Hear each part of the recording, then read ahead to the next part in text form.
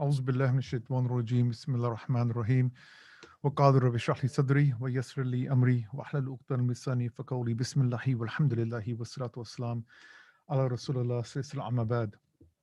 So last week I left you guys off on a cliffhanger deliberately just so that I can enjoy your company again this week. Um, the just going to do like a 5-10 minute recap, inshallah, where we left off, as people are asking about where the story is quite big and it covers about 3 or 4 different lectures, so it's always good to kind of recap the overlaps. So we talked about how so Muhammad Sallam has spread very thinly all of the soldiers, all the Muslim army right across the trench. And I mentioned to you that the trench was approximately 2 to 3 kilometers in length. That doesn't leave a lot of people when you think about the mileage and the number of people that they have. And just to remind you again, the backdrop of this whole scenario is that there is approximately 10 to 15,000 of the enemies which are surrounding Muhammad Sallam, which consists of the Quraysh and the local tribes around Makkah who they've enlisted. And then they've also hired the Ghatafan tribe, who are effectively mercenaries. They are a bunch of, they're a bunch of nomads who are there for hire for the right price. And the Banu Nadir, who were kicked out of Medina, they had made a deal with the Ghatafan and offered them 1 year's worth of produce of Khaybar, which is another stronghold of the Jews. And so obviously the Ghatafan took that because that's worth a hell of a lot of money. And you know what? It's not dissimilar to any other situations that happen today. If America wants to enlist any countries to fight against, the Muslims or any other countries, they would do that. And the way they would do that is that they will promise them foreign aid. They will promise them money and investments. And that's how people engage in these kind of warfares, because at the end of the day, you still have to look out for your own people. So the Muslims are, within Medina, the situation is that Muhammad Sallam has a number of very committed Muslims, and we're talking about approximately, really 300 to 400 of these Muslims, and then add them on, compound them on with all of the other people that are there, which include the hypocrites, which include some of the weak at heart, and obviously, there are some of the idol worshippers. Not everyone actually fully converted at that time either. But now Muhammad Sallam has, entered another problem, or Allah subhanahu wa ta'ala has, put another test upon him, where now the Banu Qurayza have effectively became a problem. They have turned down the agreement that they had with Muhammad Sallam and made it null and void, which means that they are now working alongside the Quraysh and the Ghatafan tribe. So the attacks continued throughout the day, throughout the night. It was such a difficult situation for the Muslims. The temperatures were below minus. They didn't have hardly any food. They were freezing cold. They didn't have weapons or clothing. And, we talked about how the various tribes that they came over to try to attack the Muslims. And we talked about Hazrat Ali fighting one of those men by the name of Amr, and he killed him. Another event that also occurred, that there was a man by the name of Nufal bin Abdullah. Nufal bin Abdullah was another man from the Quraysh tribe who also entered over from the trench and entered into the land of Medina on the other side of the trench. And he was surrounded very quickly by the Muslims, who didn't have weapons, so they were pelting him with stones. And he didn't like this because he was a nobleman, because he was a warrior. And everybody wants to die by the sword, as a famous saying says. So he said, won't there be a man that will come and kill me and fight me like a real man instead of just pelting stones at me? And then Zubayr bin Awam came forward and said, I will do the deed. And the hadith goes on to explain that Zubayr bin Awam, he had a sword which he took out and he swung it so hard that the hadith is quite descriptive. And it said he swung him so hard from the top of the head, he almost literally split him in half. And the Sahabi was so impressed, the Muslims surrounding Zubayr bin Awam was so impressed by the fact that he was managed to do this. They were like, what is this sword that you're carrying? There's something very impressive about this sword in order for you to be able to cut somebody in half, literally. And Zubayr bin Awam said, it's got nothing to do with the sword. It's got to do with my arm, meaning the strength of my arm. So he was, it was a little bit of bravado show there as well, which is fine. Alhamdulillah, that's good, right? To try and give the Muslims a motivation. And at a time like this, when they're losing their wits, they needed that. The other key story that we talked about sort of towards the end last week, we talked about Sa'd bin Mu'adh. And we said about Hazrat Aisha narrating this hadith that when she was in the fortress with the mother of Sa'd bin Mu'adh came in to say salam and goodbye to his mother as he was going off towards the trenches. And his mother was very keen, being a very practicing Muslim, says, Sa'd, you must hurry up, get on your armor and get down to the front line.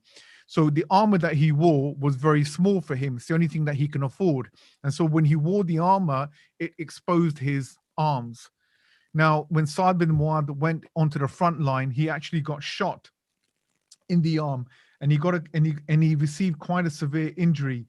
And this is where Sa'd bin Mu'adh made this dua to Allah, where he said to Allah subhanahu wa ta'ala that given the situation of what is happening to the Muslims, and specifically with the Banu Qurayza, he made this dua to Allah, Ya Allah, that preserve me, don't let me die yet until that I will stand with Muhammad sallam and deal with the Banu Qurayza. And the reason why he said this was because, remember, Sa'd bin Mu'adh was part of the people of the Khazraj tribe, and they had very good relationship with the Banu Qurayza.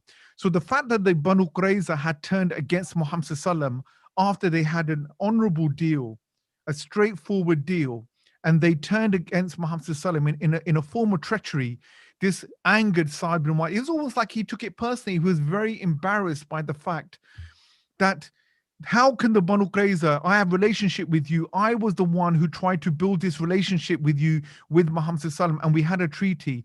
And then when they broke that treaty, Muhammad sallam sent Sa'd bin Mu'adh to go and speak with them. And they said some very harsh words to Sa'd bin Mu'adh. And this really angered him. It's really hurt his pride. And he said to Allah, please don't let me die until I deal with this situation with the Banu Qurayza.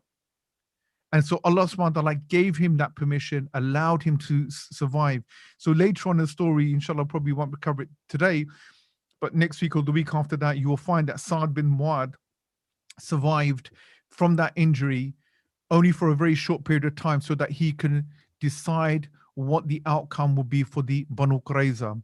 And he was instrumental in that conversation and that decision making with Muhammad sallam in terms of what was going to be their outcome and what was going to be the result in terms of their punishment. So that was a very important hadith just to remember. Sa'd bin Mu'adh had this injury, but Allah subhanahu wa ta'ala preserved his life for this event. Now, you have to understand that the intensity of this war is so great. When you're small in numbers, it's very difficult to stop the onslaught. People are firing arrows. You can see torches in the background. I mean, it was so dark that the Sahabi explained that they couldn't even see their fingers in the night because there's no lights, there's no street lights, there's nothing. So it became such a difficult situation for them that they were continuously on the defense day and night. Some of them didn't even sleep. And subhanAllah, there's several stories about the fact that these Muslims, including Muhammad sallam, missed their salah. One narration talks about how they missed their midday salah, not the midday salah, but the middle salah, which refers to Asr, that they were fighting and continuously fighting, that they almost forgot. They just literally forgot that they had to pray. And it's not like that's the last thing on your mind. For these Muslims, prayers are such an inherent part of their life. It's very different to the way we think about our salah. Salah for us now, we think of it as a burden, or we think it's a secondary, issue for us. It's not a pillar of our life. It's not something that we don't revolve our whole day, our activities around our salah. Salah has to find a way into our lives. It has to find a way, slot itself into our calendar for the day. That's the problem that we have with salah, our relationship. But for these Muslims, their dedication, love for salah was so immense that they would wait for the salah time to come. They would prepare themselves so that they can go and they can, indulge themselves in this prayer with Allah subhanahu wa ta'ala. The intensifying war and the battle that was occurring during the Battle of the Trenches caused them to miss their salah. Another narration talked about how they actually ended up missing Fajr, Zuhr, Asr, and Maghrib, all of them. And this angered them. This really upset them. And they came to Muhammad Sallallahu Alaihi Wasallam. Now remember, because it's a long trench, Muhammad Sallallahu Alaihi Wasallam has divided all of these Muslims into groups of hundreds all across these trenches. So you're responsible for a part of the trench. So when the opportunity came, some of these Muslims who were fighting, and you can't remind each other because you're all separated. What would happen was Muhammad Sallallahu Alaihi Wasallam, sorry, the Sahabi would go to Muhammad Sallallahu Alaihi Wasallam and they will make a complaint. And they will say to Muhammad Sallallahu Alaihi Wasallam, we've been distracted, we've been fighting, and we've forgotten our salah. And Muhammad Sallallahu Alaihi Wasallam said to them, what has fell upon you has fell upon me. And there Allah, Muhammad Sallallahu Alaihi Wasallam, he made the dua and he said, may Allah fill their bellies and their hearts and their graves with fire for keeping us from our salah. Now, when I was reading that, and I just thought to myself, subhanAllah, look at that. These are the enemies. They are kuffar. They are polytheists. They don't even believe in Allah subhanahu wa ta'ala. They don't even believe in the messenger of Allah. They don't care whether they distract you or not. When I go to work, my manager sometimes will set up a meeting with me on a Friday at 1 o'clock, bang on during the time of Jummah, okay? Or during a time of Salah. Or it could be that it's coming to the end of the prayer time and I haven't prayed and he's he's set up a meeting or something that has distracted me from someone that isn't actually a Muslim who doesn't appreciate the fact that I need to pray. And you can see that when we're in that situation, whether it be school, college, at work, we're in a bit of a dilemma and we've got to make that decision. Some of us don't have that iman or that strength to actually say, you know what, boss, I need to go do my prayer. I need to go do my salah. And he'll say, what do you mean pray? What does that mean? Right? You actually pray? Right? Why can't you do it on Sunday like the rest of us? Right? Or what's wrong with Sabbath? Right? So there's that element of confusion and weakness in your own heart. And some of us, we don't do it. We just say, I had a meeting, therefore I can't do it. And I know plenty of brothers that would do that. They will give up their salah because they said, I was too tied up with a meeting. I was too tied up. Muhammad Sallallahu Alaihi Wasallam is making a curse against these kuffar that prevented them from praying. Now, the kuffar had no intention of preventing them. They don't care about the salah. But here we are today in the 20th century, in 2020, 2021. We don't need a kuffar to distract us. We watch TV and we already distracted and we forget how to pay our salah. We're too busy playing games. And from Zuhr to Asr to Maghrib, we miss all three of our prayers. Or we're too busy playing football. We don't need the kuffar to distract us. We have our material world, yeah, our innate material world that distracts us. So who is a distraction now? Was it a kuffar or did you distract yourself? You distracted yourself. So if Muhammad Sallallahu Alaihi Wasallam has made a dua against the kuffar for distracting the Muslims, not even intentionally, you know you have to pray. And what did you do? You distracted yourself knowing you have to pray. Who's going to get the worst dua against them now? Look at it in comparison. Salah is such an important thing. It's very difficult to drum this concept into us today. And it's not just the youth. It's people our age, or my age, or even older, that reluctantly want to pray. And most of it, subhanAllah, is not that they don't want to pray, is because they don't understand why they need to pray. They don't have the knowledge from Quran. They don't have the knowledge from the Sunnah to understand why they need to pray. What's the logistics? What's the importance? Why is it that important? They don't know that, and they don't care to know about this. And this itself is a disease.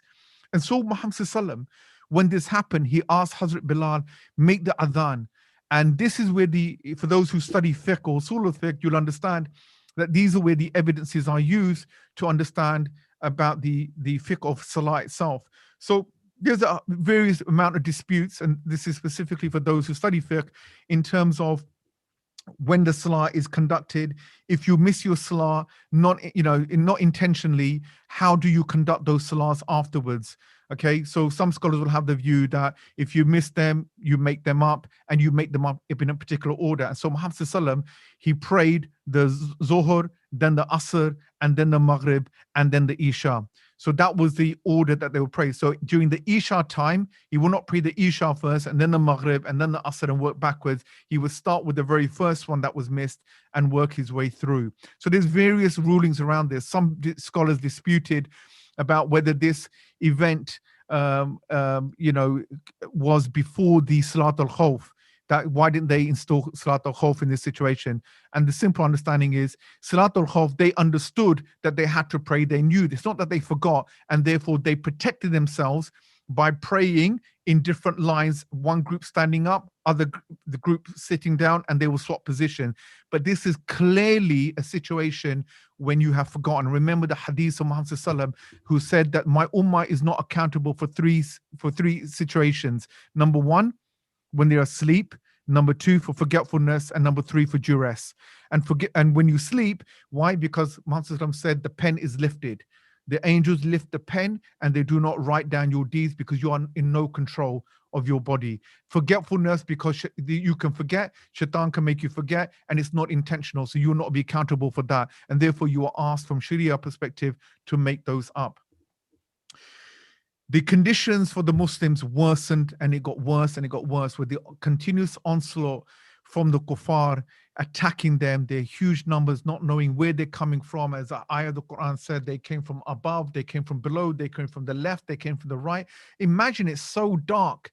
You're protecting your family, right? The worry of the fact that even what's happening with your family, because they're in a fortress, probably about 7-8 miles away from where you are. Medina's a fairly big place, right? If you think about, the size, they don't have cars. So people are, there's some distance away from the trenches. So these Muslims, you imagine if you're fighting there, you don't know where people are coming, attacking you from. Arrows are coming. You can't see the lights. There's no warning. You haven't got infrared light, goggles. And then you're worried about your family. Why? Because you've just heard news that the Jews, the Banu Qurayza, have shut their doors of their fortresses, so the Muslims can't even run in there to take protection if they get attacked or the trenches are breached. It's a very difficult situation, subhanAllah, for them. And now they're worried because the Quraysh have declared war against the Muslims. But the difference between them and the Ghatafan and the Quraysh is that they are on the inside. And that is why Muhammad sallam dispatched two of the Sahabi to patrol Medina to try and protect the Muslims as much as possible. The things got so bad, subhanAllah. Let me tell you something. I think everyone knows that, when the going gets tough, when things get really, really difficult, I think about things like, if you're helping the masjid to do charity work and you're outside in the car park and it's freezing cold, when it gets too cold, you put an arrow in and your feet, you can't feel your toes anymore and your fingers, and you're feeling hungry and you want a cup of tea. What happens? You throw the towel and you're like, I'm going home. And you justify to yourself, I've done enough. Can you imagine now all of these Muslims who are weak at heart, the hypocrites, one by one, came to Muhammad sallallahu alaihi wasallam and said, "O Messenger of God, give us permission to go back to our families because they need us." Some of them didn't even ask me, they all went. From 1,000 Muslims or 1,000 of those warriors that were protecting Medina, 300 were left. 300 were left. If you're one of them 300s, don't care how strong your iman is. Allah subhanahu wa ta'ala has put an emotion, fear in your body. You have this. This is definitely going to break you. This is definitely going to cause a problem for you. And Muhammad sallallahu alaihi wasallam he had to continuously motivate the Sahabi, and he kept on saying to them, "May Allah allow us to do tawaf soon, inshallah. We will go to the Kaaba and we will do tawaf there. And inshallah, Allah will give us the keys of the Kaaba. And inshallah, Allah Ta'ala will give us the victory over Caesar and Khosrow, and we'll take over their lands and we'll have their riches." Here, Muhammad sallallahu alaihi wasallam is trying to put forward the vision for these people. Look beyond this. Look beyond this. Ignore the pain. We do this all the time. It's like, when you're studying for an exam or you're going through some sort of struggle, we always think, just imagine when this is over and you pass, you can have your great job, you can have your nice car, you can have this. We always say this to motivate ourselves. So Muhammad was saying the same thing. Look past this difficulty. Allah subhanahu wa ta'ala will give us the victory and we will get time and we will get the chance to go and do tawaf and beat Caesar and Khosrow. So he was giving this. As a result of this, Muhammad ﷺ started invoking du'as against the clans that were fighting against the Muslims, because Muhammad ﷺ understood as a prophet. And we talked about quite a long time ago how to be a prophet, you have to be a shepherd looking after your sheep. And there are like 7 qualities for them. And one of your responsibilities is to overlook, to ensure that your people are protected, to make sure they're completely motivated, that they don't feel hurt, they don't feel left behind. So this was a responsibility. So Muhammad ﷺ, when he saw this weakness and he saw this struggle amongst the Muslims, he made these du'as. Zubair bin Abdullah, he asked Muhammad ﷺ, Ya Rasul, is there something that we can do, i.e. speak, make a dua, because the hearts have nearly left the throats. This is Zubair bin Abdullah's response. He's seeing all the Muslims. He goes, the hearts, the iman has nearly left us. We need something. And so Muhammad ﷺ said, Ya Allah, protect our weakness and pacify our fears. These are the du'as that Muhammad ﷺ continuously used to make. And there was hadith about how Muhammad ﷺ, he would have a cloak, it was freezing cold. And we know even in Battle of Badr, when things became so difficult, at the point even when Muhammad ﷺ did not know whether Allah will give victory or literally finish the Muslims from the face of the earth. He didn't know whether this was just the day of judgment now, whether this would be the end, that he would take off his cloak, he would throw it off, he would raise up his hands in dua, and he would beg Allah, Ya Allah, don't leave us like this. Give us victory. Do not leave the Muslims like this. If you finish us, there'll be no one left in this dunya to worship you. So Muhammad ﷺ will continuously make this dua. And subhanallah, you know, there's a event that occurs, and they say that this is the point when Muhammad ﷺ really truly understood that man is not in control of anything, and that Allah subhanahu wa ta'ala is capable of every single thing and the things that you can never imagine.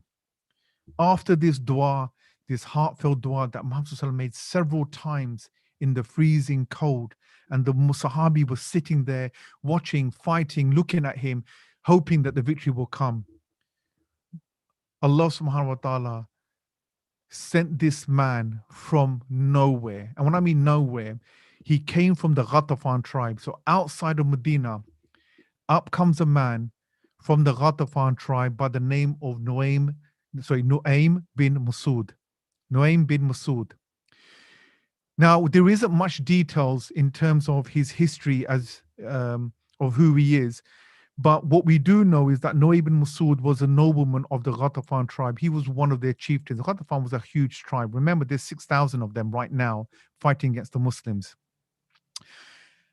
And he entered the camp somehow in Medina. Now, groups of you can't enter. It's very obvious. But in the dark night, if you know your way, you can get in. So this man, Nuaym bin Masood, enters into Medina, and he walks up to Muhammad ﷺ, and he says to Muhammad ﷺ, O Messenger of Allah, I am Nuaym bin Masood, and I have accepted Islam, and no one of my tribe knows that I have become a Muslim. Please, Messenger of Allah, ask me for whatever you want from me, and I will do my best. Muhammad ﷺ was shocked, amazed. When he looked at this man, he thought to himself, what a gift from Allah subhanahu wa ta'ala, that this man has come from the Ghatafan tribe. And Muhammad ﷺ thought, what was the opportunity? What was the opportunity of getting someone coming from the outside to be able to help us?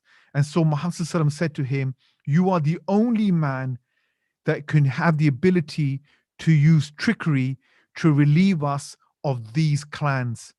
You're the only person right now of everyone that I have that has the ability to use trickery to relieve us of this pain. And remember, war is deception. And so this is, again, for those who study fiqh, that this is the ruling that normally deception and being treacherous against people is forbidden, but in the state of war, treachery or not treachery, but let's say the word deception is permitted. So Nuaym bin Masood took the order of Muhammad sallam and made his way to the Banu Qurayza, since he was already in Medina. So he made his way to the fortress of the Jews and he knocked on the door. And Khalid bin Asad saw that it was Nuaym bin Masood. So he entered in, and Nuaym bin Masood reminded the Banu Qurayza of his relationship with them, being from the Ghatafan tribe. And, like how when they come in, look, we got a good relationship, my family, your family, we're all in good position, etc. So he would talk to them and to try to make them understand of their relationship that they have. And the Jews agreed. They said, yes, we trust you, Nuaym. Tell us, what do you bring to us? And so Nuaym bin Masood said to Khalid bin Asad, he said, look, you, the Banu Qurayza, the Jews, you are not in the same position as the Ghatafan and the Quraysh. You're not in the same situation. Remember, you are at much higher risk than the Ghatafan are and the Quraysh are. The Jews, remember, if things go wrong and things become very difficult, the Ghatafan tribe and the Quraysh, they can run, they can leave. They're on the outside of Medina and they can walk away whenever they want and go back home. And nobody will ever ask them the question why. But you, if they walk away, you've already declared your enmity against Muhammad sallam. You've already broken your treaty under the advisory of Huyay bin Akhtab. And if they go, what do you think will happen to you? You're on your own. You are just a small army and you have children and you have women here. So this started to concern the Banu Qurayza. And then he went on to say, and he said, look, if they go and Muhammad sallam gets to you, whatever happened to Banu Nadir and the Banu Qaynuqa, worse will happen to you. We're not talking expulsion here. We're talking execution. So the Banu Qurayza, they thought about this and said, you know what, you're right. What do you suggest?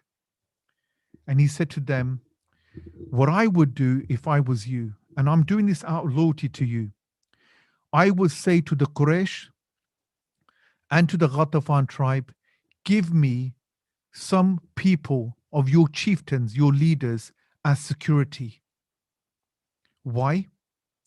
So that if we have them and you decide to walk away, then we can negotiate and bargain with Muhammad, with these people, by handing them over to Muhammad and saying to him, we want to rebuild our relationship with you, and this is a sign of goodwill by handing you over these leaders of the Ghatafan and the Quraysh for your execution.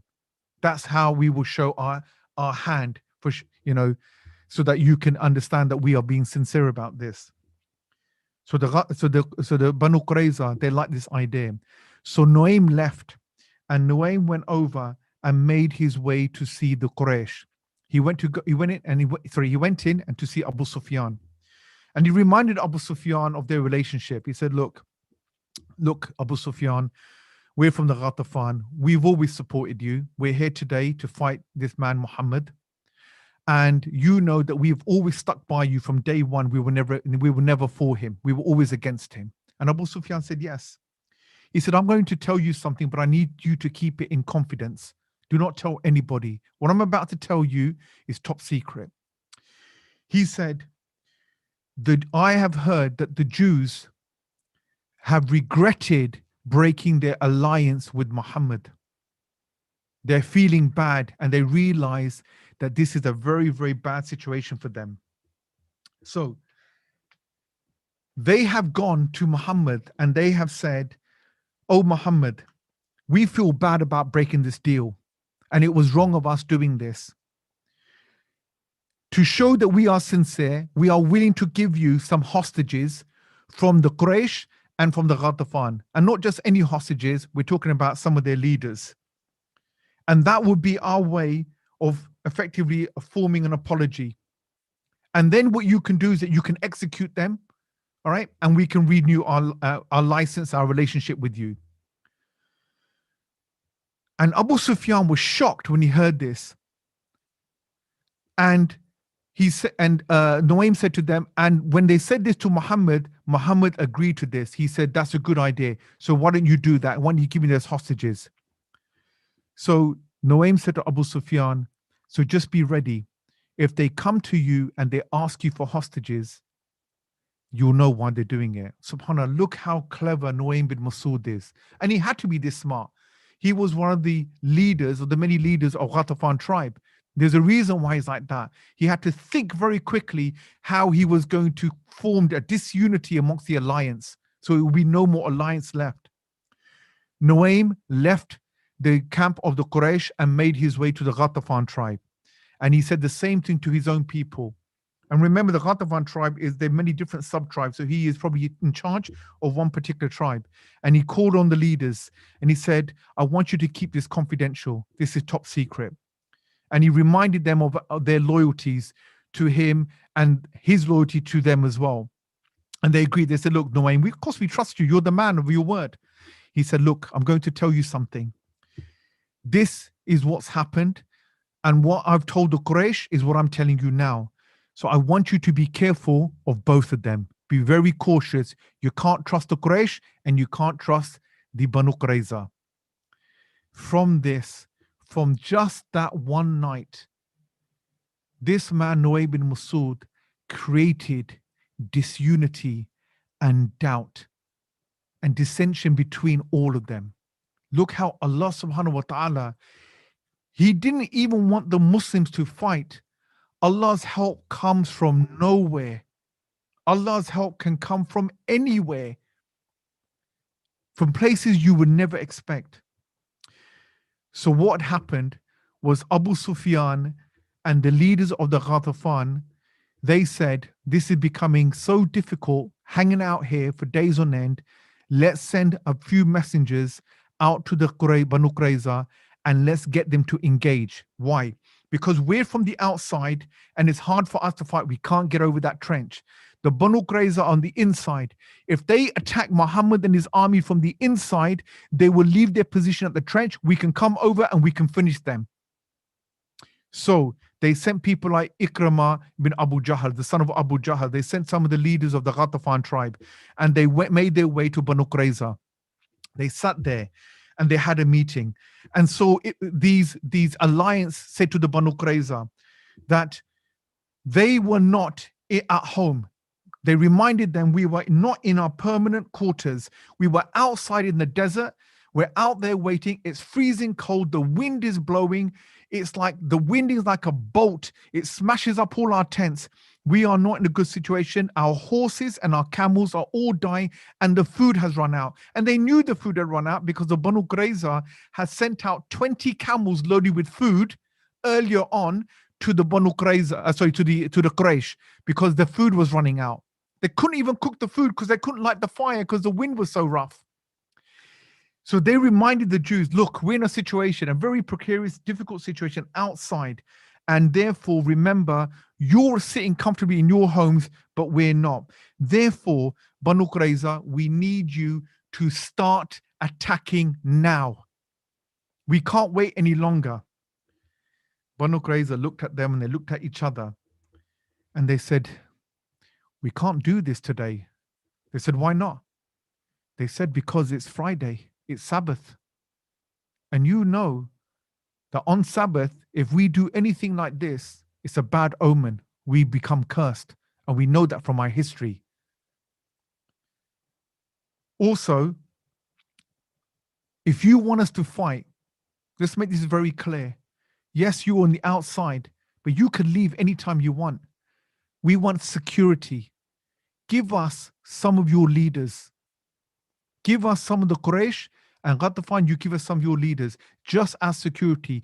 This will ensure that, and this is the way they put it, they said this will ensure that you won't go. And if you do decide to leave because you are overwhelmed by Muhammad and his army, then we will use your men, your security, your leaders as a bargaining plea with Muhammad. They didn't like this. So the Quraysh, they went back. The Ghatafan went back and they told their leaders. Abu Sufyan was told about this. And immediately Abu Sufyan responded, said, you know what? Nuaym bin Masood, he was absolutely right. That they're playing games with us. They wanted he said that they were going to ask for hostages. And when the Ghatafan tribe messages went back to the Ghatafan tribe, they said the same thing. That look, Nuaym bin Masood was absolutely right. They want to take the people as hostages. And they're going to make that bargaining plea. They're going to leave us. So this caused a huge problem.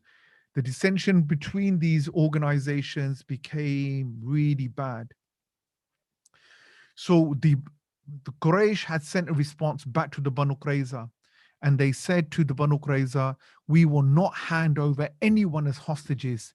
You need to build some courage and you need to go out there and you need to fight. And the Banu Qurayza said, we are not making any move until you send us security. And this caused a whole host of problems. So now the Quraysh don't trust the Jews. The Jews don't trust the Quraysh. The Ghatafan don't trust the Quraysh now, and the Ghatafan don't trust the Jews. There has now been nobody can make a move. This became such a big problem for them. Later on, Muhammad Sallam saw Nuaym bin Masood because he was moving in and out the camps. He's talking to all the various tribes and passing messages. After Nuaym bin Masood had created this dissension between them, and these discussions occurred, and the Quraysh made their position clear, and the Quraysh made their position clear. So the Ghatafan, Muhammad Sallam called Nuaym over, and he said to them, Nuaym, I want you to keep this a secret and do not repeat it to anyone. He said, the Banu Qurayza, they sent to me a man seeking peace on the condition that I would bring back Banu Nadir to their homes and properties. So they've already approached me to make a deal. This shows that Banu Qurayza lost complete confidence in the Quraysh and the Ghadar alliance. It all fell apart. So he gave this information to him so he can use this as more ammunition to weaken the resolve of the alliance. And as he went away, Muhammad said, warfare is deception, and perhaps Allah will act on our behalf now. So when Nuaym bin Masood went back to Abu Sufyan and to the Ghatafan and told them, you need to know that the Banu Qurayza have gone and asked for a bargaining plea with Muhammad. This was it. And so the dispute started. News got out, because obviously Muhammad had scouts going back and forth. News got out, and it came back to Muhammad Sallam that the Quraysh and the Ghatafan and the Banu Qurayza are now mistrusting each other, and their alliance has weakened. And so they're now thinking to themselves, what do we do? Do we get out? So Muhammad Sallam needed a volunteer, and he wanted a volunteer to go out there to basically go into enemy territory, massive number of army, to actually go and to go out there to confirm this situation. So there was a hadith that was narrated by a man called Hudayfa, Hazrat Hudayfa bin Yaman. Hudayfa was the man that was picked by Muhammad Sallam to do this job. And the hadith of the hadith of Hudayfa was I'm going to read it off. It's absolutely brilliant. Hudayfa, he said, this is what happened was Hudayfa much later on, he was surrounded by the second generation who weren't there around Muhammad Sallam. And they sat with Hudayfa and they said, Hudayfa, tell us about the Battle of the Trench. You were there. What was your role in this? And Hudayfa, he said to them that you will not understand how difficult this situation was for us.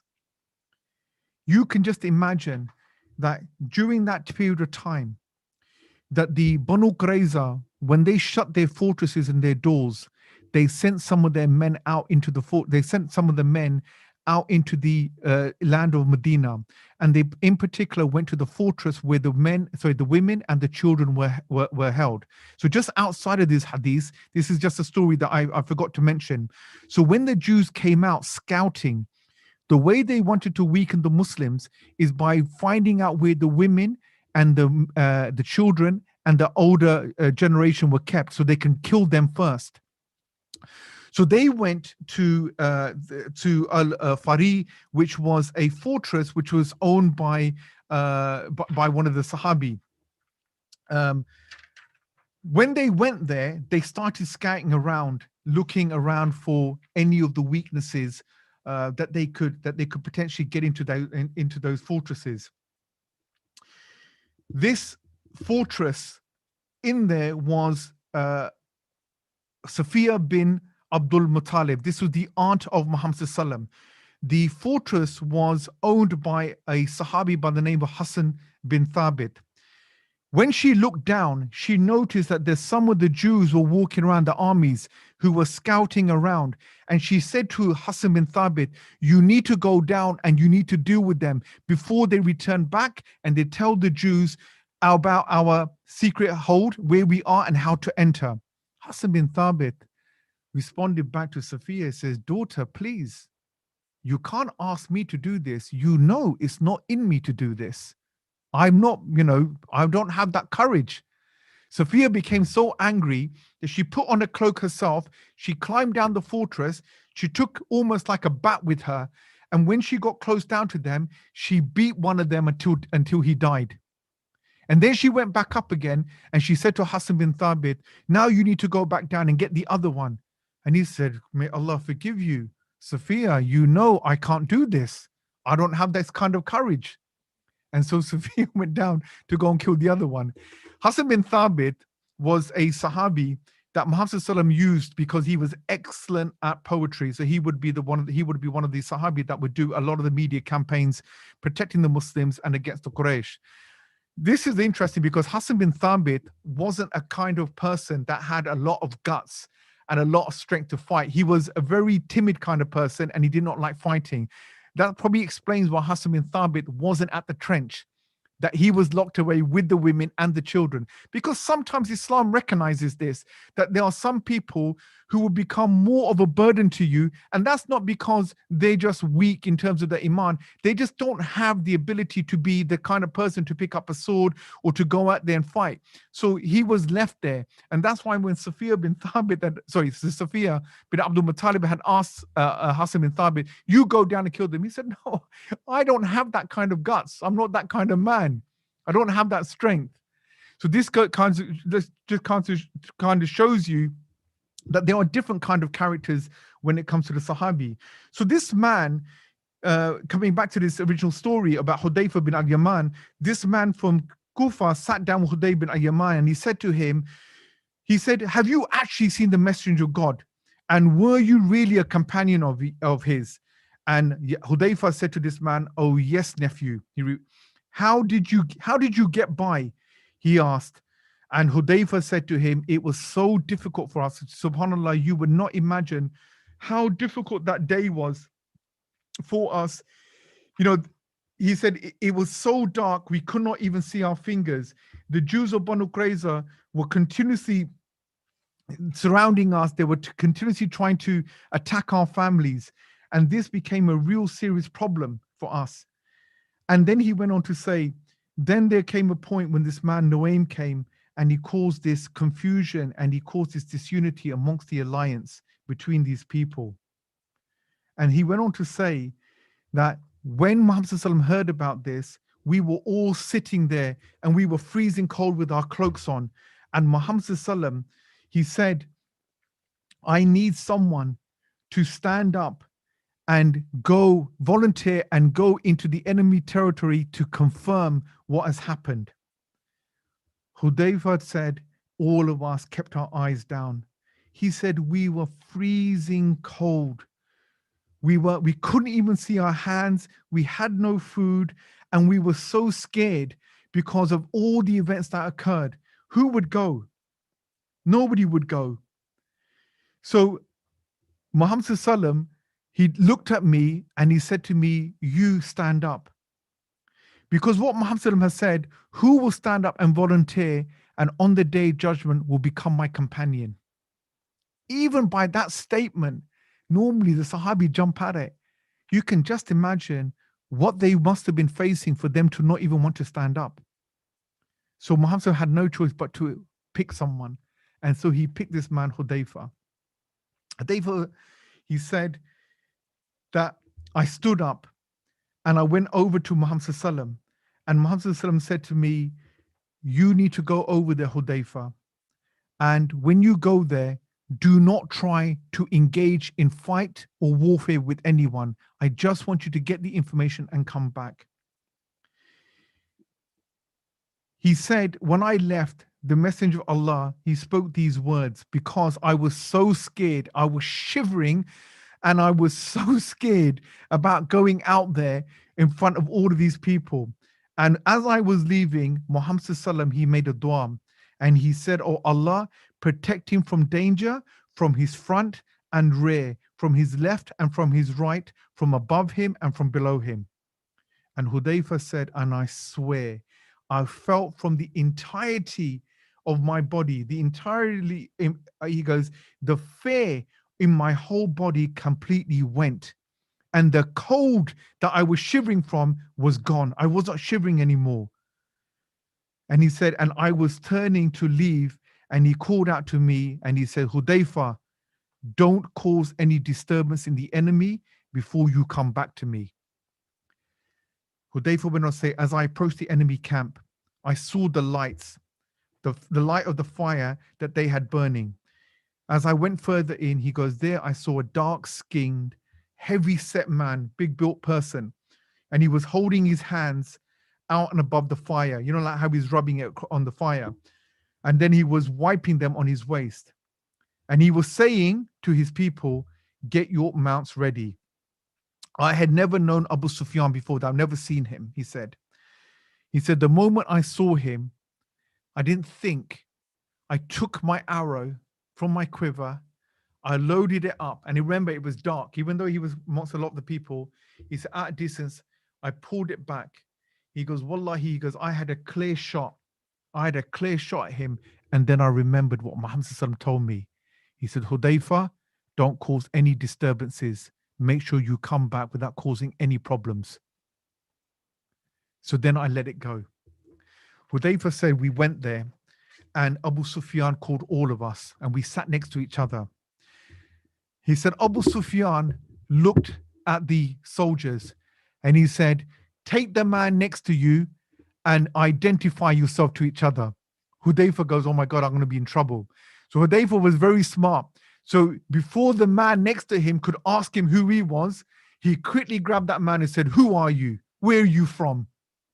So that person got worried because obviously when you're all being questioned, nobody wants to think or want anyone to think that they're a traitor so they can be killed. So automatically he started, oh, no, Hudayfa, I'm from the Quraysh. Okay, good. You're a good man then. And he carried on just so he can divert the attention away from himself. And there he said that Abu Sufyan said, we are not in a permanent camp. He made a speech. Our horses and our camels are dying and Banu Qurayza are at odds with us. And we've heard things about them that we don't like. You can see that we've lost due to gale. You can see that our cooking pots, they won't even stay upright because of the wind. And we can't keep our fires. We can't prevent them from burning out. And our tents are not even standing up because the winds are blowing them away. You should leave as I'm about to do. He then went to his camel and he hobbled on it, mounted it, struck it, and that's it. They started to make their move. So I returned to the Messenger of Allah as they all got up and they got ready to leave. I returned, and when I found Muhammad Sallam that he was in his house and he was wrapped up in a blanket and he was praying. No sooner as I was back in Medina, this fear that was gone and this cold that was gone, that Allah Ta'ala removed from me, this cold returned and I started to shiver. It's almost like Allah Ta'ala removed this from me whilst I was on this dangerous journey, on this dangerous mission. And that was it. When I came back, I was like back to normal. It's almost like Allah Ta'ala took away maybe an angel that was protecting me and keeping me warm. And he said, he went into Muhammad Sallam and he saw him praying. And then Muhammad Sallam gestured to me and he gestured to me to come and sit down next to him. Muhammad Sallam, he had a blanket, and such was Prophet Sallam's character. He took the corner of his blanket and he covered Hudayfa because he was freezing cold. And whilst he covered him, Muhammad Sallam carried on praying until he had finished. And then he said to Muhammad Sallam, I reported back to Muhammad Sallam about what the enemy troops were doing and the fact that they were moving out. And that was when Allah subhanahu wa ta'ala revealed the ayah of the Quran, and he said, O you who believe, remember God's favor to you. When the troops came to you and we sent down against them a wind and our troops that you could not see. God is fully aware of what you do. Up to and so here Allah subhanahu wa ta'ala is talking in Surah Azab about how when a human is in such difficult situation, even today, this ayah is a very general ayah that refers to situations that when we find so difficult, you could be in a financial difficulty. You could be in a situation where, your loved ones are in trouble or they're ill, or you got problems at work and you're about to lose your job. You've just been notified that you're going to lose your job because of redundancy. Allah subhanahu wa ta'ala is saying, you have to believe that there is no human in this world, when all hopes are lost, Allah subhanahu wa ta'ala will favor you because you are a believer. Because you are a believer, Allah ta'ala will come to you, and he will come to you with aid that you do not even see. I'll give you a story, right? Long time ago, there was a situation where I remember a guy was telling me he went for an interview at a place, and he was told beforehand, and he was a Pakistani guy, and he was told beforehand by the agent, we shouldn't have kind of said this to him, but said to him, look, you apply for this job, but the manager that's going to interview you, I just thought let you know he is a little bit difficult. And he meant difficult as in like he was quite racist and really had some issues with Muslims because of the complaints that were happening about him from before. And the brother needed this job. And I remember this was a time, it was in the winter and it was snowing a lot. So this brother was going for this interview and he made a dua to Allah, yet somehow, make this easy for me. That morning, the brother managed to make it to the workplace to do the interview. And it was snowing quite bad. When he arrived outside the building, he received a telephone call from the agent. And he said to the agent that, oh, by the way, just to let you know that, and we'll just use the name John, who's supposed to interview is unable to make it because he's snowed in and he can't get to the office. So he sent, one of his colleagues who's going to interview you. And the colleague's name is Abdul.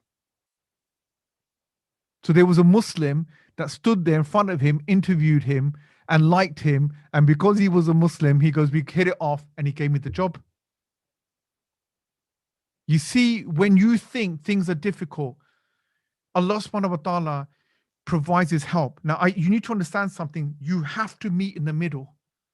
Allah subhanahu wa ta'ala says, you have to come to me by a handspan and I'll come to you by arm's length. You have to come walking to me and I'll come running to you. The operative being here, you have to make the move first. Every event that happens here, Allah subhanahu wa ta'ala says, you got to keep your faith. You got to keep your belief. But I will push you. If you haven't got a job yet and you feel you hit your limit, I know what your limit is. I'm going to add another 8 months to that. When you are sick or you have a child that is sick and you think that, that is coming to an end, Allah Ta'ala will push another 6 months on top of that to see how much you can keep believing in him before he provides a solution. This is the situation of the Muslims. And this is even on a bigger scale for the Muslims who are suffering, in Palestine, for Muslims suffering in Syria, that Allah subhanahu wa ta'ala pushes each Muslim on their level of capability. That's what Allah ta'ala says, I will never burden the soul for more than what it can bear. I mean, Allah ta'ala will not burden, he will push you to where he believes you can push yourself. You might think you can't. But only when you go to such a level, to such an extent, and we hear these stories all the time. And this was the story. And Muhammad SAW was so happy. The enjoyment on the face of the Muslims was, look, the help of Allah come. What did we do? It's not like we fought them and beat them. It was a stalemate. And so Allah Ta'ala resolved this situation for the Muslims. Muhammad SAW, the next morning, Muhammad SAW, he left that place where the trenches were, where his position were. Remember, each Muslim was stationed, and the news came out that everyone had left. The Ghatafan had gone, the Quraysh had gone, because when the Quraysh had moved, Ghatafan found out and they said, you know what, forget this, let's go. And they all went home. Scouts went out, they confirmed this. Muhammad SAW came back to his house. When he came back to his house, he decided to take off his armor. When he took off his armor, all of a sudden, inside, when he was inside, he heard a noise, a galloping sound. And Muhammad SAW came outside, and thereupon there was a man who was dressed up as Diyad al-Qalbi. Now, if you know Diyad al-Qalbi, this is how Angel Jibreel dresses up when he comes in a form of a man to see Muhammad SAW. And he says to Muhammad SAW, may Allah forgive you. Have you put down your arms, Muhammad? And Muhammad SAW said to him, yes, I have.